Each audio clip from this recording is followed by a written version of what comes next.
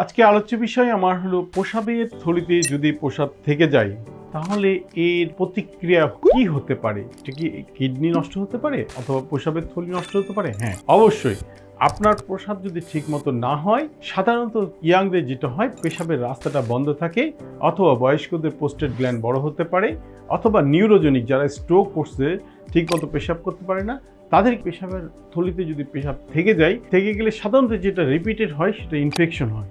তারপরে পেশাবের থলিতে আস্তে আস্তে বড় হতে প্লাস যে আমাদের যে পেশাবের থলি যে এলাস্টিসিটি যেটা আছে প্রস্রাব পাম্প করে বের করে সেটা কিন্তু নষ্ট হয়ে যেতে পারে। আর কি হতে পারে? পেশাবের চাপটা সাধারণত আমাদের কিডনির উপরে পড়তে পারে, কিডনিতে বারবার ইনফেকশন হতে পারে এবং কিডনি অনেক সময় ফেলোর হতে পারে, কিডনি নষ্ট হয়ে যেতে পারে। অতএব এই প্রস্রাব যদি থেকে যায় কারো, পেশাব করতে সমস্যা হয়, তখন দ্রুত আপনার ইউরোলজিস্টের সঙ্গে যোগাযোগ করবেন, কারণ এর চিকিৎসা আমাদের অবশ্যই লাগবে। আমাদের চিকিৎসা সাধারণত আমরা রোগ নির্ণয় করে চিকিৎসা করি, এই রোগের উপরে চিকিৎসা নির্ভর করে। ধন্যবাদ।